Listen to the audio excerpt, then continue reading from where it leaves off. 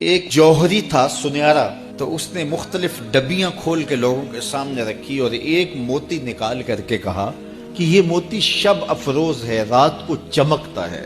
تو اس مجلس میں ایک چور بھی بیٹھا ہوا تھا، اس کے دل میں لالچ آ گئی، تو اس نے اس جوہری سے کہا کہ جناب کہاں کے ارادے ہیں؟ تو اس نے کہا کہ میں بمبئی جا رہا ہوں۔ اس نے کہا واہ واہ کیا اچھا ہوا، میں بھی تو بمبئی جا رہا ہوں۔ وہ جوہری سمجھ گیا اس کی نیت کے کھوٹ کو، لیکن وہ بھی بڑا سمجھدار تھا، اس نے کہا آ جائیے کوئی بات نہیں۔ سفر چلتا رہا، رات ہوئی، جب سامان اتارا اور سونے کی تیاری کی، وہ جو اس نیت سے ساتھ ہم سفر بنا تھا اس نے بھی اپنی قمیض اتار کے لٹکا دی۔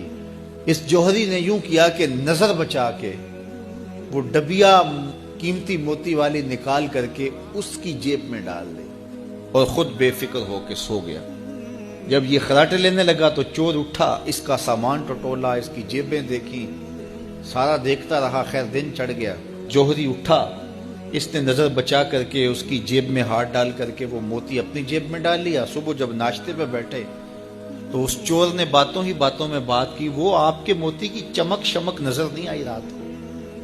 تو وہ ہنس کے کہنے لگا نہیں میرے پاس ہی تو تھا، وہ جیب سے نکال کے سامنے رکھ دیا۔ بڑا حیرت زدہ ہوا، دل ہی دل میں سوچا چلو کل صحیح۔ اس نے پھر ایسے کیا اور یہ ساری رات اس کا سامان ٹٹولتا رہا۔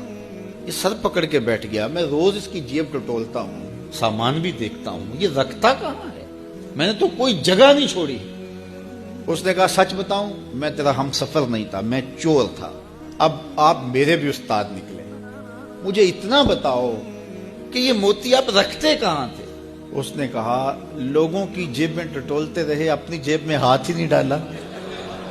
بلے شاہ اڈ دیاں پھڑنے، جڑا گھر بیٹھا ہے انہوں پڑھیا ہی نہیں۔ کہا تم کہاں اسے ڈھونڈ رہے ہو، ذرا اندر بھی اتر کے دیکھو، اندر اترو گے تو اس کا سراغ مل جائے گا، جب اپنے اندر اترو گے تو پھر سراغ زندگی نصیب ہو جائے گا۔ لیکن ہم دائیں بائیں ڈھونڈنے نکلے لیکن اپنے اندر اتر کے نہ دیکھا، تو سراغ زندگی ملتا ہی تب ہے جب اس کی چوکھٹ پہ جھکنا بندہ سیکھ جاتا۔